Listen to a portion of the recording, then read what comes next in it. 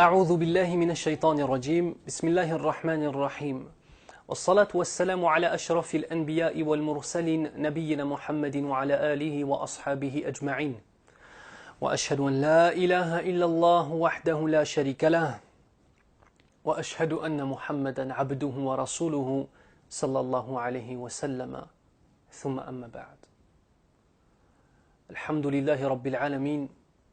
Allah Azza wa Jal, par sa miséricorde, autorise certains de ses adorateurs à faire le saum de Ramadan. Et tu en fais partie, Inch'Allah. Allah Azza wa Jal, uniquement par sa miséricorde, permet à certaines de ses créatures de revenir vers lui pendant ce mois béni de Ramadan et en dehors aussi de ce mois béni. Alhamdulillahi Rabbil Alamin, Allah Azza wa Jal, et la louange entière lui appartient, est celui qui pardonne les péchés, accepte le repentir et fait en sorte que l'homme soit motivé à se repentir, l'accepte et le récompense au jour du jugement. Alhamdulillahi Rabbil Alamin, celui qui nous dit dans le Coran al-Karim, Bismillahir Rahmanir Rahim, wa tubu ila Allahi jami'an ayyuhal mu'minun la'allakum tuflihun. Et repentez-vous tous envers Allah Azza wa Jal, ô vous les croyants. Peut-être allez-vous être heureux et obtenir le bonheur. Ici, le verset nous informe d'une chose capitale. Celui qui veut le bonheur dans cette vie d'ici-bas se doit de se repentir.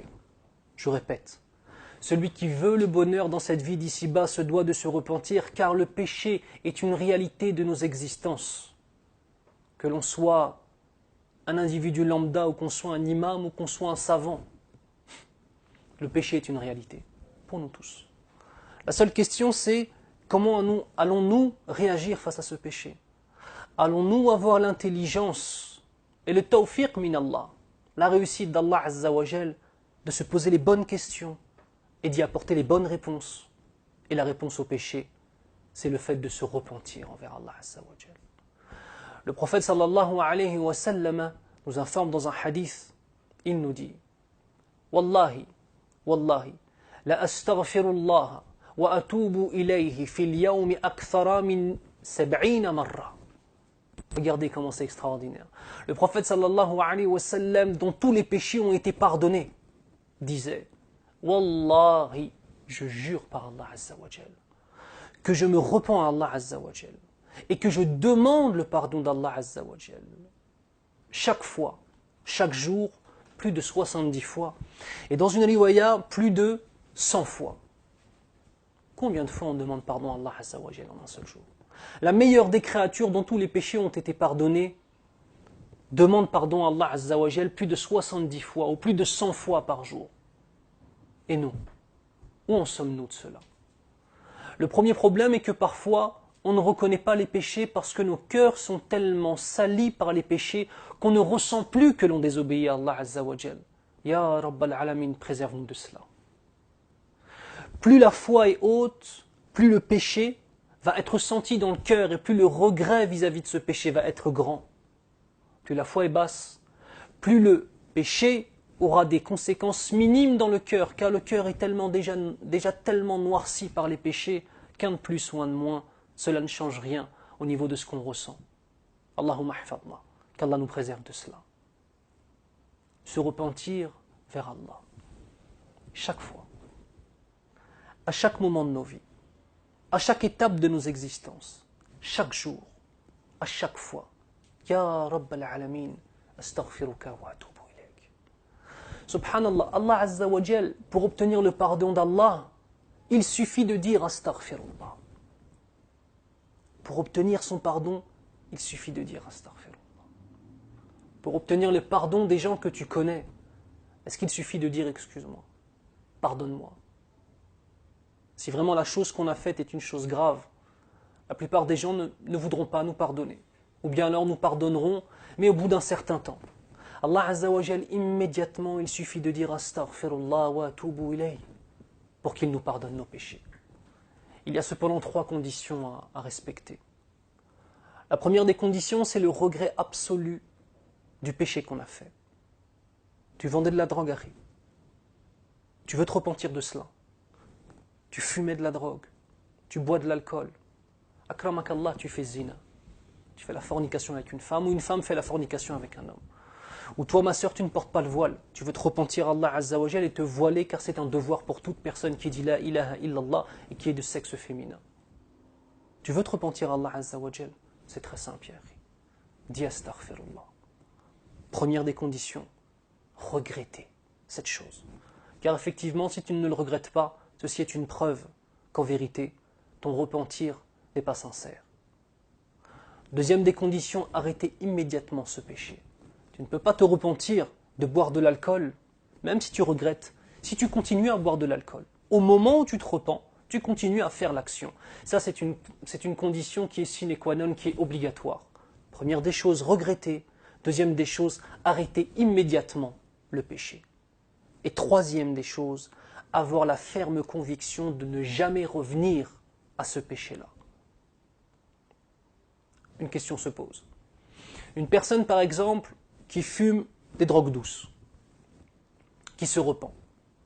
Il dit astaghfirullah, il sent dans son cœur du regret réel d'avoir désobéi à Allah Azza wa Jal. Il ressent dans son cœur une haine pour cette chose-là et décide de délaisser cette chose-là. Et troisièmement, il se dit wallahi, plus jamais je vais revenir à cette chose-là. Et un mois après, 2 mois après, 1 an après, 1 semaine après, il revient à ce péché. Qu'en est-il? C'est une question qui est importante. Est-ce que son repentir est annulé par rapport au fait de revenir à ce péché ou non? La réponse est écoutez, la miséricorde d'Allah Azza wa Jal. La réponse est que son repentir premier est accepté même s'il revient à ce péché. Du moment où, au moment où il s'est repenti, il n'avait pas l'intention de revenir à ce péché. Même si tu as une faiblesse et que tu reviens à ce péché, tout ce que tu avais fait avant était quand même pardonné par rapport au premier repentir. L'homme avance. L'homme chute. L'homme se relève. C'est notre vie, ya ikhwan. Celui qui pense qu'il pourra ne jamais désobéir à Allah Azza wa Jal est dans une illusion. La désobéissance fait partie de nos existences. C'est une réalité. Et c'est pour ça qu'Allah Azza wa Jal a mis le repentir. Et Allah Azza wa Jal aime notre repentir. C'est pas extraordinaire ça? Allah Azza wa Jal aime qu'on revienne à lui et qu'on se repente. Alors qu'il ne nous doit rien et qu'on lui doit tout. Il ne nous doit rien. Et pourtant il aime qu'on se repente à lui. Parce que quand tu te repens à Allah Azza wa Jal, cela prouve le fait que tu reconnais qu'Allah Azza wa Jal est le Créateur, qu'il sait tout, et que c'est vers lui que tu vas retourner. Et cette chose-là, Allah Azza wa Jal l'aime. Par sa miséricorde, subhanallah. Il y a 3 étapes qui se passent. Dans le fait de comprendre si réellement on a une vie qui est en désobéissance, qui est dans la désobéissance à Allah Azza wa Jal, et en contradiction avec notre mode de vie qui est l'islam. Premièrement, c'est la science. Deuxièmement, c'est le regret. Et troisièmement, c'est la résolution. La science, il faut comprendre ce qu'est un péché. Les péchés mineurs, les péchés majeurs. Qu'est-ce qu'Allah aime et qu'est-ce qu'Allah déteste. La deuxième des choses, le regret. On en a déjà parlé. Le fait de ressentir dans son cœur la pire des choses, une boule dans le ventre et des pleurs lorsqu'on repense à ce qu'on a fait. Si tu pleures quand tu repenses à tes péchés, c'est une bonne chose, Yahri. C'est une bonne alama, c'est-à-dire c'est un bon signe d'une véritable tawbah, d'un véritable repentir auprès d'Allah Azza wa Jal. Et la troisième chose, c'était la résolution. Pas sincèrement avec toi-même. Délaisse ces choses. Tu es en face de toi le mois de Ramadan. Quelle autre occasion plus belle, plus parfaite et plus proche de la vérité tu pourras trouver que celle-là? Ramadan, le mois pendant lequel Allah Azza wa Jal accepte les invocations de celui qui fait siyam, de celui qui jeûne.